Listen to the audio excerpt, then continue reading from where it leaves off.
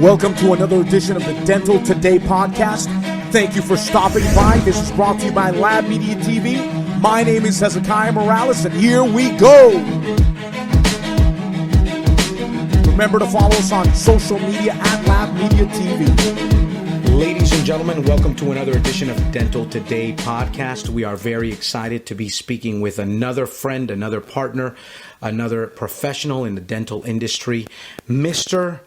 James McHugh. He's from the other side of the pond. So we are excited to have him with us. James, welcome to the Dental Today podcast. How are you today? I'm good. Thanks for having me. How are you?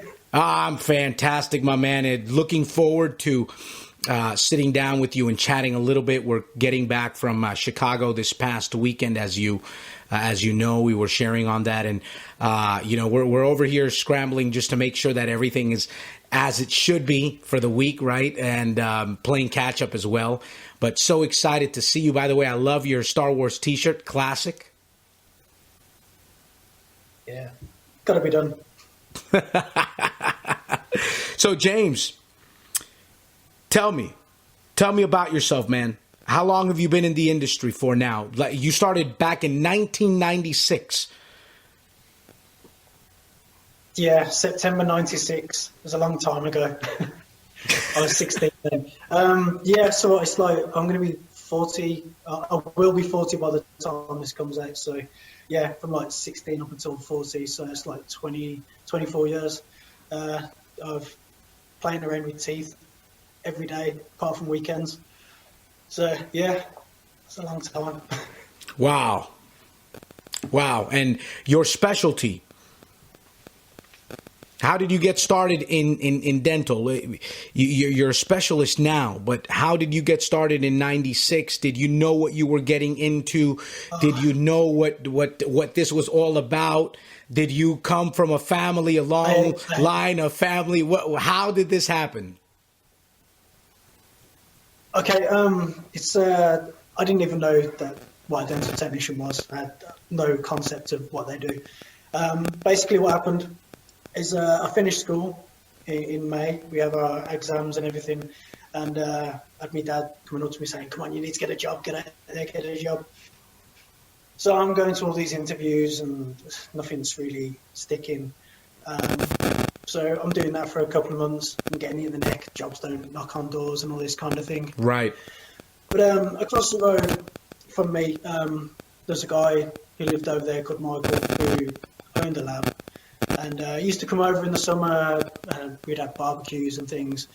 And while I was away for a week, he said to my dad, he says, "Is your son looking for a job?" Of course, my dad's like, "Yeah, he wants a job. Give him a job." So I get back off this week off, and my dad's like, "Oh, you jammy git." Someone knocked on the door and offered you a job. I was like, "Okay," because you start Monday. Bearing in mind it was Saturday when I was told this, so I was like, "Okay, no time to prepare." Right. I was like, "Do you know what it is?"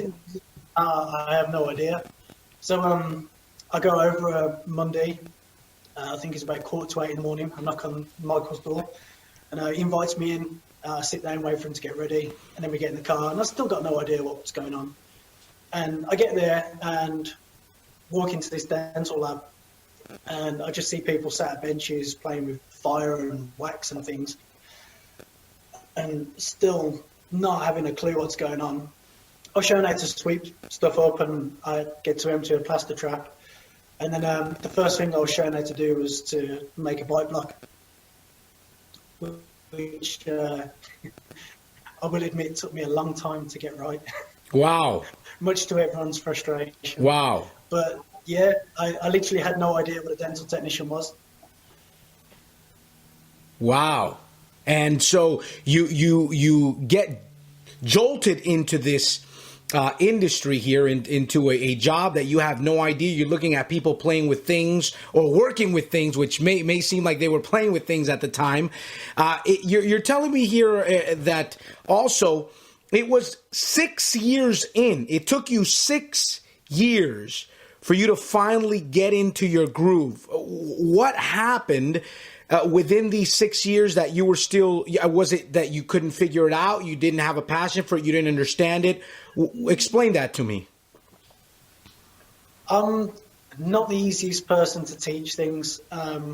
Ever since I was at school, like I've always been off, like looking out the windows or having a daydream or something.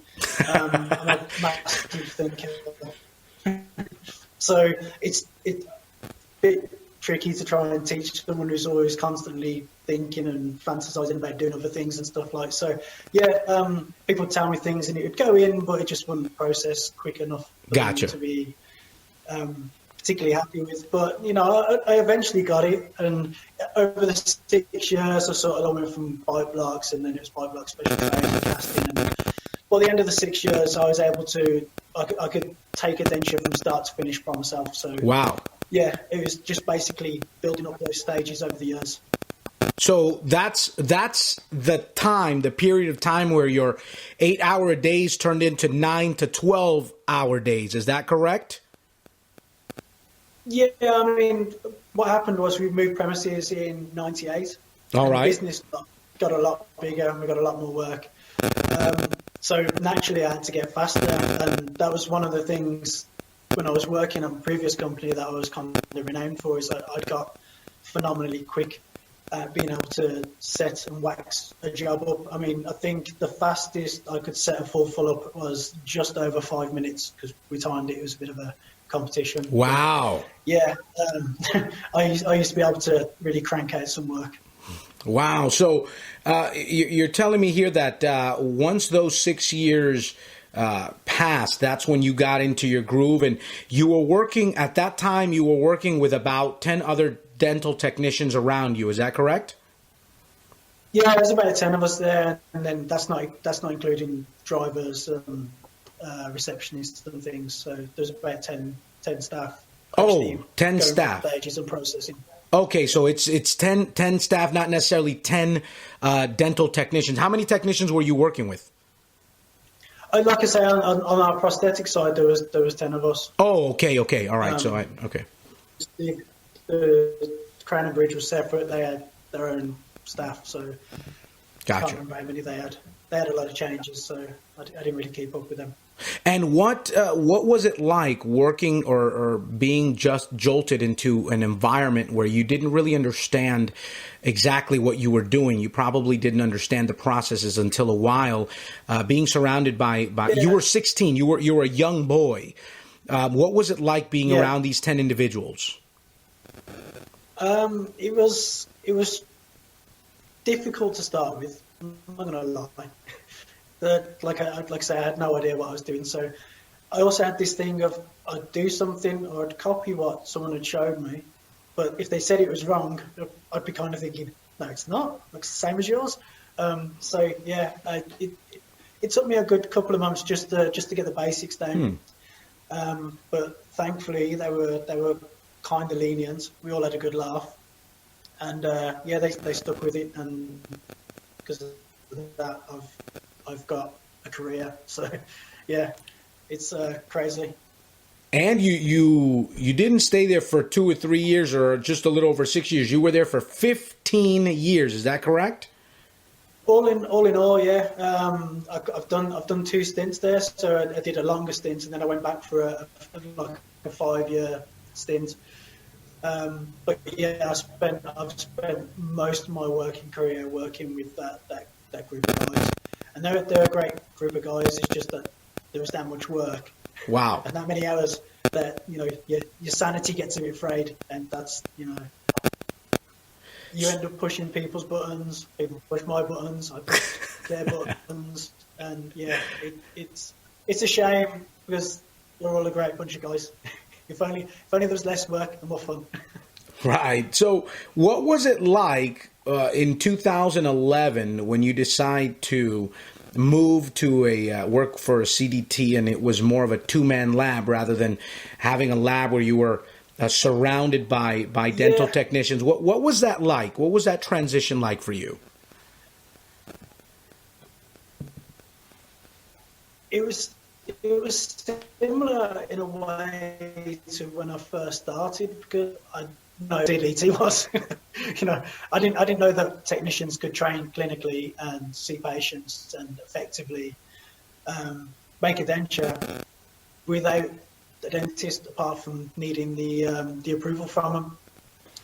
So yeah, I got there, and instantly there was a lot less work. I'd gone from doing I could have anywhere between 15 to 25 try-ins to set up a day in my previous job, and I went to in this job it was 5 try-ins a week or something. I was like, so what do I do with the rest of my time? But yeah, it was that working there I worked there for about 3 or 4 years, and it was a massive eye opener. Not just in the amount of time I could spend on my work and upskill my craft, because that's where I managed to start really thinking about what I'm doing in terms of setting and how I want the appearance and finish of it to look. But it was also the fact that I got to see what I had made in situ with the patients and how that affected the patients as well. What was your first experience when you saw the effect of your work in a patient's mouth? The first time I was called down to have a look, I'd done this full setup. I was a bit nervous because I thought I'm being called down because it needs an adjustment or something's needs changing. So I go down there and they go, "Oh, just come and have a look at Mrs. So-and-so." And I go in there and she's got this massive grin on her face. I'm like, I didn't say who I am and everything. She's like, "I love these teeth," and you could see that if you do your job right, it unlocks confidence and personality in somebody. And it was like that was when the light bulb went off, and I knew that if I do everything on point and on the money, I can. It's not a job. I'm rebuilding people. I'm bringing them back up. If you know what I mean. Wow. Was that the light bulb moment? Yeah, most definitely. Because until then, I was just basically going to work, and I'd look at my work and go, "Oh, I've got loads to do. I need to headphones on, smash it out." If the dentist is happy, the boss is happy, I'm happy, I get to go home. But this was more like I started to realise that it's not my boss who I need to keep happy, it's not the dentist I need to make happy, but it's the patient I've got to make happy. And if you make a bad set of dentures and the dentist is happy with it and they give it to the patient and the patient is too reserved to call them out on it, they'll go home and they'll stick those dentures in a drawer and they'll never use them ever again. And they'll go. But I found that if you give them the right teeth, the right appearance, the right aesthetics, they walk out, they can smile again, they got the confidence back. It's some people are out there that wear dentures and they say that their husbands or wives don't know about it. So you need to make sure that the work's perfect so they can carry on being happy and eating.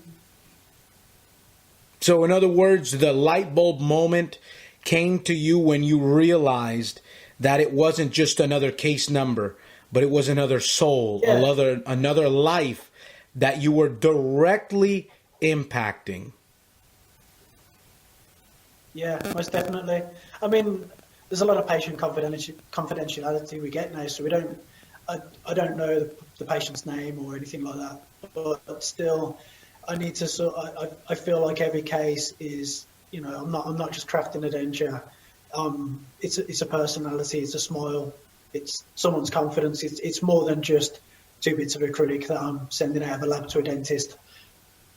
Wow, that is powerful. I mean, it's just something amazing to consider how much a dental technician professional can touch a person's life. As you mentioned before, the doctor could be happy with the work, but once the patient gets that try-in and they probably feel quote unquote okay at the moment, but then they may not even go back and using it, like you said, just putting it away. So it's definitely more than just an aesthetics, more than just the aesthetics, more than just getting the job done, but touching a life. That's amazing. That's really amazing. So when you're looking at what you've been able to accomplish and the craft that you've been able to learn, and I believe that everyone is always in the process of perfecting what they're doing. I don't believe we ever get to a place of perfection, but we're always in the process of perfecting. What have been a few of the things that have really driven you to continue to grow and to develop yourself as a dental professional? I mean, once I finished working with the CDT, I went back to my old firm for a little bit, and I just carried on doing back to the old days, crafting, getting the job done. And then I came to a new lab, RJS, which is what I'm working at now. And again, it was a different setup, and I'd had a lot more creative freedom in what I could do. So I was already pretty happy with how my finished dentures look. I was happy with my contouring, my stippling, and the look of all the teeth and everything. I was happy with that. So the next stage for me over the last year was to start playing around with colour. I went on a course with an Ivoclar course where we did a bit of Nexco composite, and I really enjoyed that, and I wanted to get my boss onto it. So I'm sort of saying, let's get this stuff in. And he had a bit of cold feet about it. So what I decided to do was I purchased some coloured wax from a dental supplier called Tooth Express in Sheffield, England. And they sent it down to me, and then I started playing with colour in my drawings, in my wax, visualise what I wanted to start doing, and it worked. He was on board with it in the end. We got some composite. Now I get to play with that as well. But yeah, definitely moving into colours sort of sparked my next phase of improvement. So in other words, what keeps driving you is the creative growth, the creative growth that you can have in improving something or learning something new. What would you say to dental technicians that would say, yeah, James, but I'm in a place where I don't have time, or I'm working 9-10 hour days, and I'm really tired. I don't have time to do this. What would you tell them?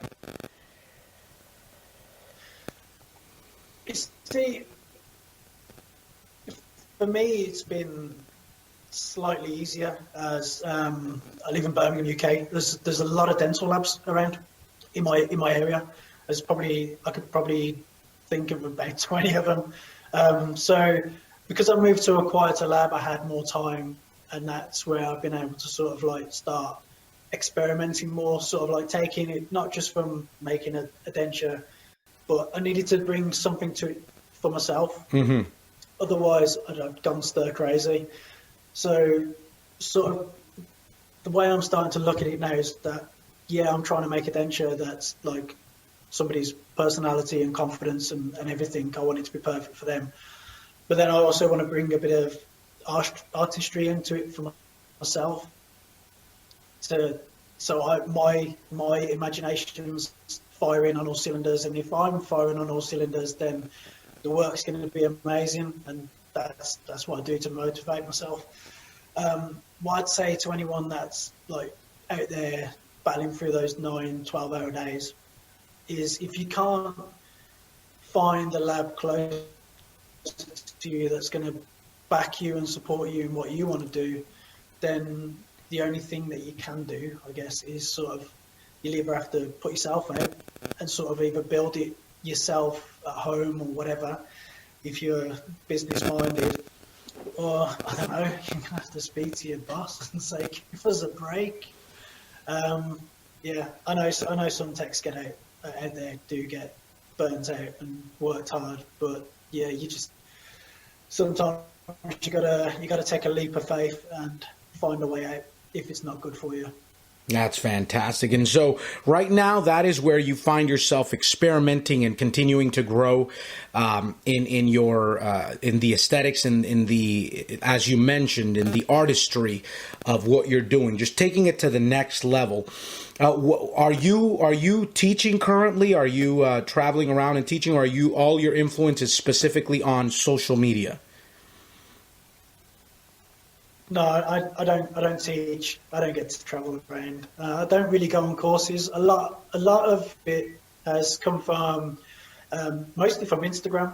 The technician community on Instagram is it's amazing. Yes. So I mean, you got it on Facebook, but it's okay on there. But Instagram for me, for technicians and looking at work and cases and just getting in touch with people and having chats with them on messages, through the messages and everything has been key in helping me move forward. So you go on there, you see these pictures of amazing work, and you're like, yeah, I like that. I want to try that. And there's a few folks out there that are happily showing you how to do it, and Instagram's the place to be if you want to learn stuff. Yeah, absolutely. I find that there's a pretty unique connection with in Instagram, because Instagram is just it cuts out a lot of the noise, and what I mean by that, it's just pictures. So you're able to scroll and see somebody's work, and then if you're inspired by their work, like J_McHugh's, right?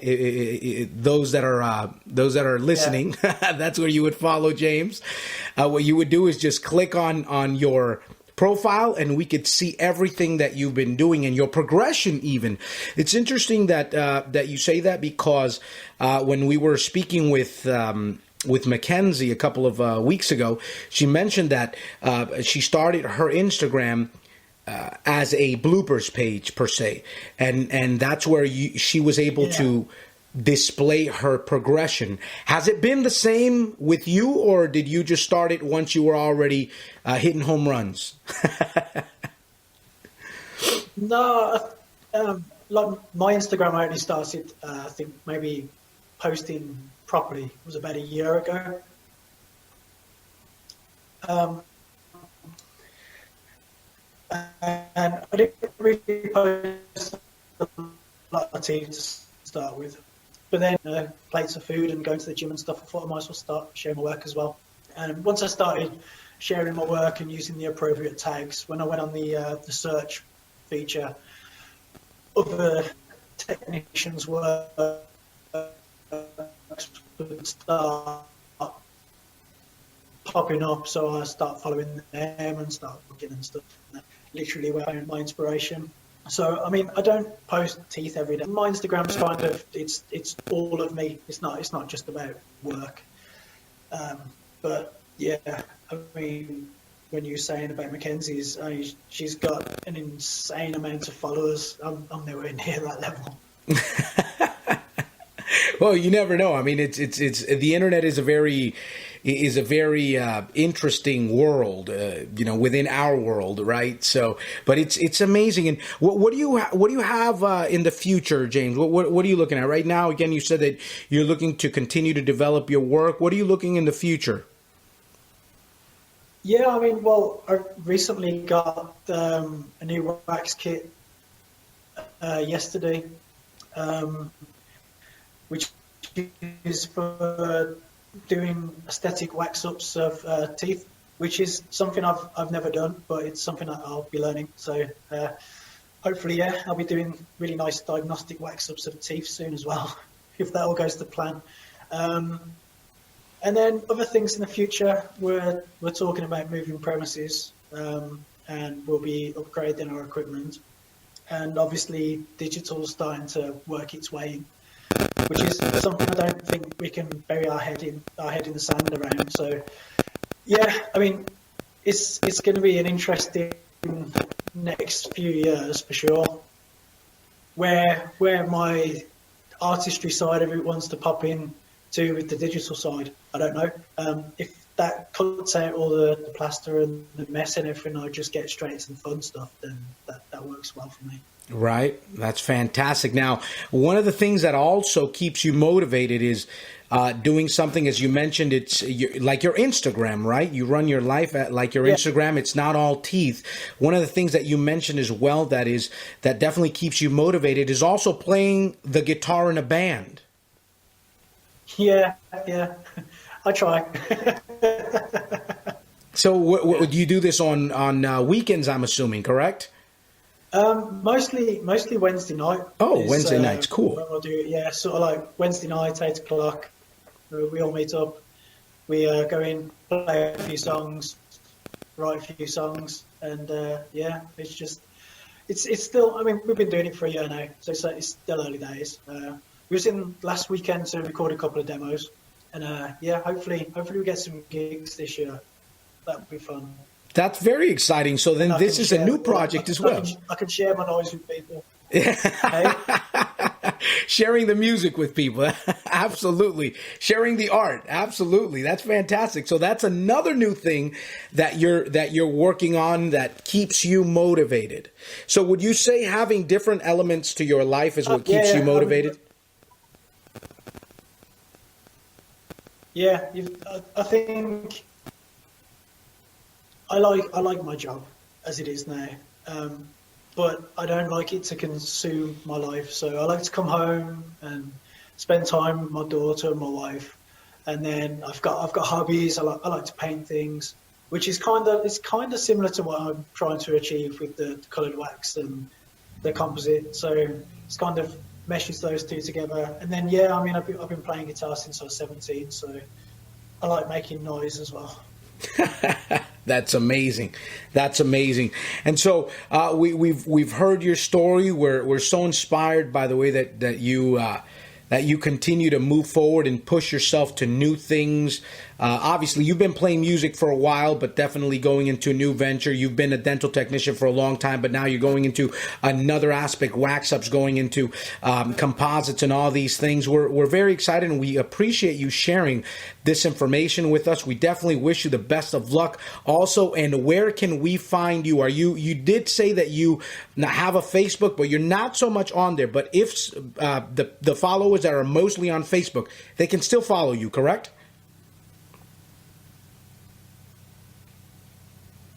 Yeah, I mean, I've had my Facebook since 2007, and whatever I post on Instagram gets shared to Facebook as well. So, yeah, anyone who wants to follow me on Facebook is more than welcome. That's fantastic. James, it's been a pleasure. I look forward to seeing you. I don't know if in the UK or we'll see you down here, Lab Day maybe, or something down here. Something. We've got to see each other somewhere, sometime. Yeah. That lab day looked amazing. It did, man. I think you've got to wait a minute. IDS is next year, correct? Yes, it is. IDS. Yeah, IDS is next year. So maybe we could meet up in Germany next year. That'd be fun. That would be fun. I hear they got good beer. That would be fun, and then you can come over here the following year, and we could meet up in Chicago. Apparently, they choose the coldest places to be for these dental shows, but definitely the warmth of the industry definitely keeps us going. That's James, okay. It's always cold. It's always cold and wet here, so I'll be used to it. Yeah, well, it's different for us here because I'm in Florida. So I'm in paradise, man, and when we have to go to Chicago, that's yeah. I've been to Disney World a few times, and it's red up down there. You kind of get used to the 3 o'clock heavy rain shower, but the weather's good. For sure. James, it's been a pleasure. Thank you so much for joining us today. I'm looking forward to continuing to see your work, your growth, and continuing to receive your inspiration. Brother, we will see you soon. Thank you very much. Thanks for having me. Thank you, ladies and gentlemen. Till next time.